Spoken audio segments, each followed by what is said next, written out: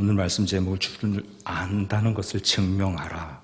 조금 무거운 주제이기도 하지만 우리가 복음을 믿고 복음으로 사는 사람으로서 꼭 이렇게 짚어야 될 문제라 생각을 하고 조금 깊이 있게 함께 나눠보기를 원합니다. 사람들은 신비로운 것을 호기심을 갖고 또 좋아하기도 합니다.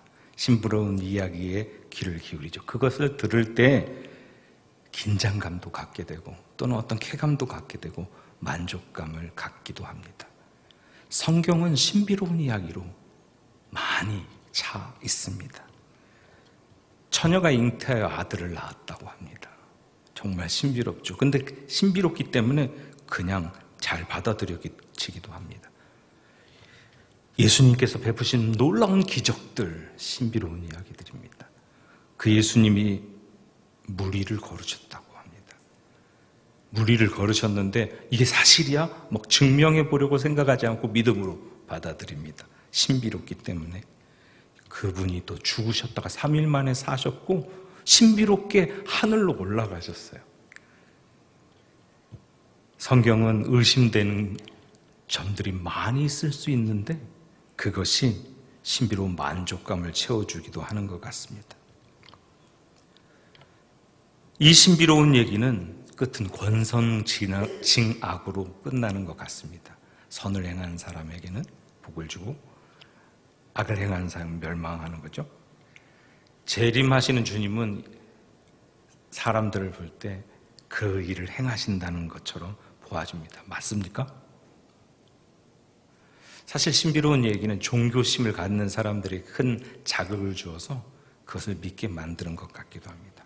특별히 우리나라 사람들은 종교성이 큰 것 같습니다. 그래서 괄목할 만한 성장을 가져오기도 했습니다. 이 종교성 때문에 하나님을 향한 마음들이 더 있어졌는데 그것과 신비로움을 추구하는 것이 연결되어 있는 상황에서 열심히 일해서 잘 살아보세요 하는 산업화와 연결돼서 예수 믿고 복받아 잘 살아보세요. 아멘. 아멘이십니까? 목사가 아멘하면 다 아멘이십니까? 맞는 얘기 같지만 좀 틀린 얘기입니다. 예수 믿고 복받는 것이 아니라 예수 믿는 것이 복받은 것이죠. 복받았기 때문에 예수 믿는 것입니다.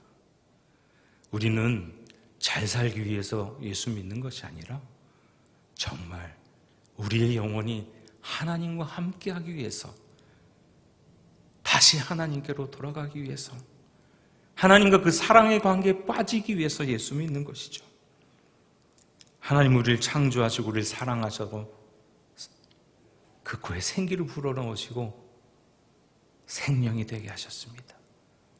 하나님의 모습대로 살아가게 했던 그 사람이 죄로 타락해서 그 모습을 잃어버렸어요. 그렇기 때문에 하나님을 향한 갈망이 있는 것이죠. 사실 예수 믿는 많은 분들 가운데 이전에 신앙이라고 말하면 좀 이상하네요. 이전에 종교 생활했던 그 열정을 대상만 예수로 바꾸어서 신앙생활하는 분이 많이 있습니다. 여전히 그 신비로운 것을 추구하는 것을 버리지 못하고 있는 거죠. 물론 하나님을 믿는다는 것 자체는 신비로운 것입니다. 그런데 이런 신비로움만을 추구하는 경향은 점점 복음을 한쪽으로 치우치게 만들고 기독교를 바로 이해하지 못하고 온전한 그리스도인이 되지 못하게 만드는 그런 결과를 초래했습니다. 그러다 보니 기복적인 신앙, 괄목한 성장을 했고 무엇인가 잘 되는 것 같은데 그리스도인들이 사회 곳곳에 들어가 있는데 정치, 경제, 사회, 문화, 교육 그런데 그리스도의 인으로서 거룩한 영향력은 끼치지 못하는 상황이 벌어지고 그리스도인으로 진정한 삶을 살지 못하는 상황이 벌어지고 있는 것입니다.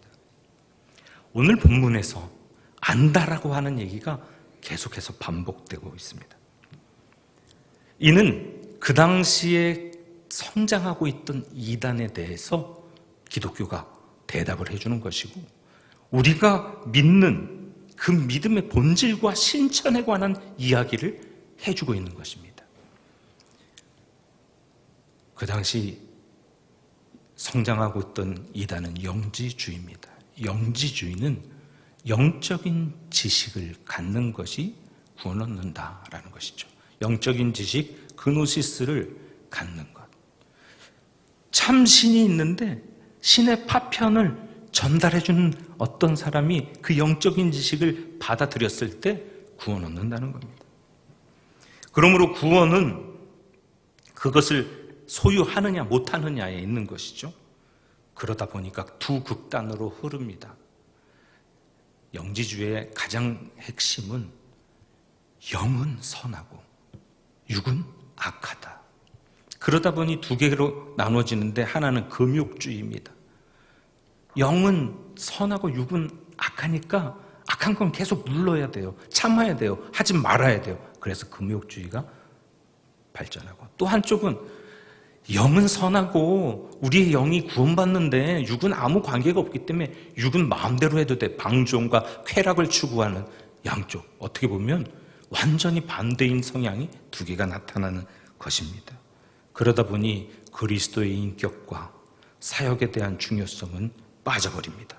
결국 구원은 예수 그리스도가 아니라 자기 실현에 있는 것입니다. 그러나 성경은 죄인이 구원받는 것은 예수 그리스도를 믿음으로, 고백함으로 구원 얻는다고 말하고 있습니다. 영지주의에서도 예수는 중요하죠. 왜냐하면 신의 파편을 전달하는 전달자, 영적인 지식을 말해주는 메신저이기 때문에요. 그렇게 이단이 판치고 있는 그 시대에 사도 요한은 지금 말하고 있는 것입니다. 안다고? 그를 안다고? 주님을 안다고? 그런 영적 지식이 있다고? 그렇다면 증명해라. 무엇으로요? 그의 계명을 지키는 것으로. 그 얘기를 하고 있는 것입니다. 성경적인 의미에서 안다라고 하는 것은 지적이고 사변적인 것이 아닙니다. 우리 머리로 이해하는 것이 아닙니다. 성경에 안다라고 하는 의미는 경험되어지는 것이고 역동적인 것입니다. 그냥 이해되고 그 지식을 그렇구나 안다고 그래서 지식을 갖는 것이 아니라는 거죠. 하나님을 안다고 하는 그것은 하나님을 경험함으로 알아지는 것입니다. 재미나는 예를 전에도 한번 들었는데 한 번 더 들겠습니다. 맛있는 과일이 두리안이라고 하는 과일이 있는데, 먹어본 사람은 그 맛을 알고 먹어보지 못한 사람은 그 맛을 모르죠. 여러분이 먹었던 어떤 과일을 먹어보지 못한 사람에게 아무리 설명해도 그 사람은 그 과일을 알지 못합니다.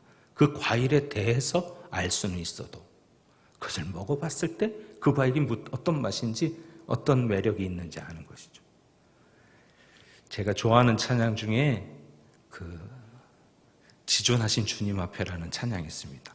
지존하신 주님 이름 앞에 모두 무릎 꿇고, 이런 곡인데 떨리네요. 크리스 보터라는 사람이 작곡했습니다. 이 크리스 보터는 저보다 배가 더 많이 나온 분인데요.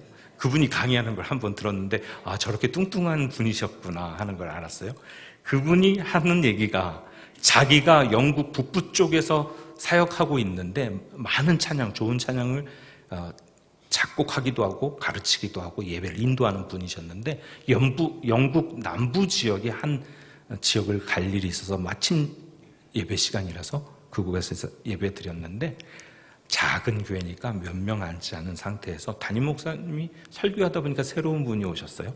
그러니까 끝나고 나갈 때 악수하면서 어디서 오셨나요? 그러니까 어디서 왔습니다. 그랬더니 이 목사님이 아주 반가운 목소리로 이렇게 말하면, 그 동네에 크리스 보터라는 사람인데 아주 좋은 찬양을 많이 작곡했고 그 노래들은 너무 영적인 노래들이에요. 너무 은혜스러워요. 누구의 손을 잡고요? 크리스 보터의 손을 잡고. 크리스 보터에 대해서는 알았지만 크리스 보터를 몰랐죠.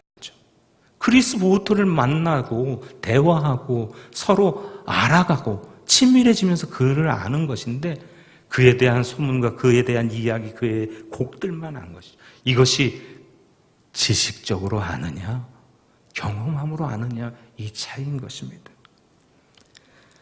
하나님에 대한 지식은 사실 역사적인 것입니다. 추상적인 것이 아닙니다. 하나님의 그 메시지를 가지고 오신 메시지 자체로 오신 예수 그리스도가 자연, 시간과 공간이라고 하는 것을 뚫고 초자연에서 자연으로 들어와서 역사 가운데 들어오심으로써 실현되고 실제하였습니다. 실존하셨습니다. 그분을 그렇게 알아가게 된 것인데 무엇인가 대해서 지적으로 이해한다고 해서 그분을 아는 것이 아니라는 것이죠. 오늘 본문의 1장에 보면 한 장 넘겨서 보시겠습니까? 태초부터 있는 생명의 말씀에 관하여는 우리가 들은 바요 눈으로 본 바요 자세히 보고 우리의 손으로 만진 바라. 사도 요한이 지금 이렇게 말하고 있습니다. 요한복음 1장에는 태초에 말씀이 계셨다. 이 말씀은 하나님이다. 이 말씀은 생명이다. 이 말씀은 사람의 빛이다. 그분이 예수라고 말하고 있습니다. 그것을 생명이신 예수를 요한 1서에서는 뭐라고 표현하냐면 생명의 말씀이라고 함축시켜서 표현하고 있습니다. 그 생명의 말씀을 어떻게 했다? 자기 귀로 들었어요. 눈으로 보았고 주목해서 자세히 보았어요. 그리고 손으로 만졌어요. 실제로 사도 요한은 예수님의 품 안에 안기기도 했었어요. 그 실존하는 예수님을 자기가 경험했다라고 증언하고 있는 것입니다. 이 증언의 이야기를 그 당시 성도들은 들었고요. 그리고 그 이야기를 통해서 은혜 받았고 거듭났고 경험했습니다. 사랑하는 성도 여러분, 지금 우리들도 이 생명의 말씀을 경험하고 있습니다. 아멘. 오늘 아침 예배에서도 경험하셨고 또 지금도 경험하실 수 있고 어제 새벽 예배도 경험하실 수 있고 우리는 그 생명의 말씀을 듣고 읽고 묵상하고 공부하면서 경험하게 됩니다. 이 생명의 말씀은 영생을 얻는 말씀입니다. 영생은 어떻게 얻습니까? 요한복음 3장 16절에는 믿어서 얻는 걸로 표현됩니다. 그런데 재미있게도 17장 3절, 요한복음 17장 3절은 한번 찾아서 읽어보실까요? 요한복음 17장 3절.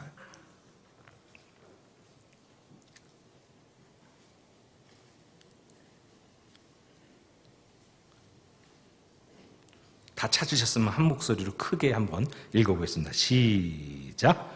영생은 곧 유일하신 참 하나님과 그가 보내신 자 예수 그리스도를 아는 것입니다. 뭐가 영생이라고요? 하나님과 예수를 아는 것. 여기서 아는 건 지적으로 아는 것을 말하는 것이 아니라 좀 아까 말씀드렸던 경험함으로 아는 것. 그것이 영생이라고 표현하고 있습니다. 예수 그리스도를 알고 그분이 영원한 생명을 갖고 계시니까 그분의 영생을 그 친밀한 관계 가운데서 받으면 우리의 영생이 되는 것입니다. 생명의 말씀은 창세기에 천지를 창조했던 그 말씀입니다. 우리 코에 생기를 불어넣으셔서 생명이 되게 하신 그 말씀이요. 생명의 말씀은 에스겔서 마른 뼈들에게 여호와께서 가라사대 너희 마른 뼈들아 여호와의 말씀을 들을지어다. 주 여호와께서 이 뼈들에게 이같이 말씀하시기를 내가 생기를 너에게 들어가게 하리니 너희가 살아나리라. 마른 뼈를 살리셨던 그 말씀입니다. 생명의 말씀은 사도행전 5장 20절에 성전에서 이 생명의 말씀을 다 백성에게 말하라. 바로 복음 자체입니다. 이 말씀이 우리에게 주어졌고 우리가 경험합니다. 어떻게 해요? 하나는 은혜의 말씀으로, 하나는 치유의 말씀으로, 또 하나는 권고의 말씀으로, 또 죄를 깨닫게 해주는 말씀으로, 예수를 주로 고백하는 믿음의 말씀으로, 우리를 위로해 주시는 위로의 말씀으로, 자유케 하시는 말씀으로 우리가 말씀을 통해서 우리 영이, 우리 존재가 이런 것들을 받아들이고 경험하게 된다고요. 저와 여러분 그 생명의 말씀을 경험하신 줄로 하고 계신 줄로 믿습니다. 이 생명의 말씀을 경험하게 되면 이 생명의 말씀은 하나님과 사귐을 가져오고 또 성도들과 사귐을 가져옵니다. 하나님과 수직적인 사귐, 성도들과 수평적인 사귐을 함께 나누게 되는 것이죠. 그리스도 안에서 성령을 통해서 하나님과 함께하는 영적인 교제를 하게 된다는 이야기입니다. 사실 신앙생활 하다 보면 다른 성도의 이야기를 들을 때 하나님의 말씀으로 경험되어지는, 느껴지는 것들이 하나님이 지금 이분을 통해서 또 말씀하시는구나. 특히 동산 모임 하는 중에 더 그런 그 나눔과 하나님의 말씀이 이렇게 드러나는 것들을 많이 경험하게 되실 텐데요. 그런 말씀들이 우리 영혼을 살찌우고 생명력을 주고 건강하게 해주고 있습니다. 그때 성도들과 영적인 교제를 나눌 때, 하나님과 교제를 나눌 때, 그 사귐을 가질 때 성경은 기쁨이 있다고 말합니다. 여러분, 요한 1서 1장 3절 4절입니다. 제가 읽어드리겠습니다. 우리가 보고 들은 말을 너희에게도 전함은 너희로 우리와 사귐이 있게 하려 함이니 우리의 사귐은 아버지와 그의 아들 예수 그리스도와 더불어 누림이라. 우리가 이것을 쓰면 우리의 기쁨이 충만하게 하려 함이라. 사랑하는 성도 여러분, 이런 영적인 교제 가운데는 하나님 주신 기쁨이 있습니다. TV에서 보는 재미나 즐거움이 아니라 하나님이 주시는 흔들리지 않는 기쁨이 있습니다. 우리 영혼이 기뻐하기 때문에 다른 것과는 비교할 수가 없습니다. 주님과 동행하게 됩니다. 주의 말씀을 통해서 우리 속에 기쁨이 넘치니까 점점 주님을 더 가까이 하고 싶고 말씀을 듣고 싶고 세상이 줄 수 없는 그 기쁨을 누리고 싶어 하기 때문에 주님의 말씀 앞에 나가고 주님과 동행하게 되는 것입니다. 이 기쁨은 하나님이 주시는 기쁨이요 예수 그리스도에게서 시작되는 기쁨입니다. 이런 기쁨을 누리지 못하게 하는 게 죄죠. 그 죄 때문에 예수 그리스도가 오셨습니다. 그리고 우리 죄를 대언하신다고 요한일서 후반부에 적혀 있습니다. 다 설명하면 시간이 많이 가기 때문에 간단하게 넘어가서 오늘 본문으로 다시 가고 싶습니다. 주를 알다. 이것은 성도 개인의 삶에서 시험되고 있다는 것입니다. 오늘 본문에 그를 아노라 하고 그의 계명을 지키지 않은 자는 거짓말하는 것이다. 조금 바꿔서 말하면 그를 안다, 주를 안다, 예수 그리스도를 안다, 경험함으로 진짜 알고 있다 라면 무엇으로 증명된다? 계명을 지키는 것으로, 하나님 말씀을 지키는 것으로. 넓게는 하나님 말씀이고 작게 말하면 예수 그리스도의 세 계명, 서로 사랑하라, 그걸 지키는 것으로 안다라고 말합니다. 증명된다고 말하고 있습니다. 4절에 그의 계명을 지키지 않는 자는 거짓말하고 진리가 그 속에 없다. 하나님 말씀 안 지키고 주를 안다고 말하는 건 다 뭐예요? 거짓말하는 거라는 거죠. 진리가 없다고 말합니다. 5절에 누구든지 그의 말씀을 지키는 자는 그의 안에 하나님의 사랑이 온전하게 되고 이를 통해 우리가 그에 있는 줄 안다. 그래서 계명 지킨다는 것은 순종한다는 의미이죠. 여기에서 안다라고 하는 그 이야기는 서로 조건으로 맞물려 있습니다. 서로 시금석이 되는 기준들입니다. 한 가지 더 붙여 말한다면 이 조건은 그리스도인이 순종해야 하는 주된 내용들이죠. 거짓말장이요 그 속에 진리가 없다는 얘기는 순종이 없을 때는 하나님을 알고 있다는 주장, 믿고 있다는 주장, 그건 형편없는 것이라는 거죠. 거짓말장이가 하는 얘기라는 것입니다. 능동적으로 순종하는 그리스도인들은 그냥 하나님만 아는 것이 아니라 그리스도 안에서 하나님의 사랑이 이미 온전케 됐습니다. 다시 말하면 이런 사람 안에서 사랑은 완전함과 성숙함을 얻게 되는 것입니다. 사랑하는 성도 여러분, 여러분 안에 하나님의 사랑이 완전하게, 온전하게 이루어지는 줄로 믿습니다. 4절과 5절을 연결해서 보면 하나님과 예수님의 사랑을 진짜 아는 자는 자기도 사랑해야 된다는 말씀입니다. 만약 형제 사랑하지 않으면 지금까지 하나님 사랑한다, 예수님 사랑한다고 말하고 그 하나님과 예수님을 안다고 말하는 게 다 뭐다? 거짓말이다. 몽땅 다 거짓말이래요.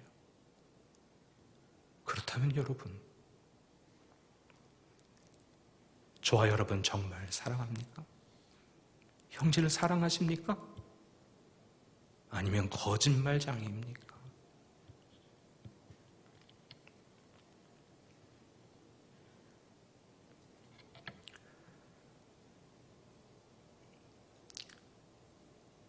진심으로 나하고는 좀 다르죠. 스타일이 다르고 말하는 투가 다르고 표현하는 방식들이 다르고 또 고집이 있고 사랑하면 용납해 줍니다. 덮어줍니다. 사랑하면 서로 세워줍니다. 그렇다면 우리 안에 사소한 문제들은 예수님 사랑 때문에 다 덮어질 것입니다.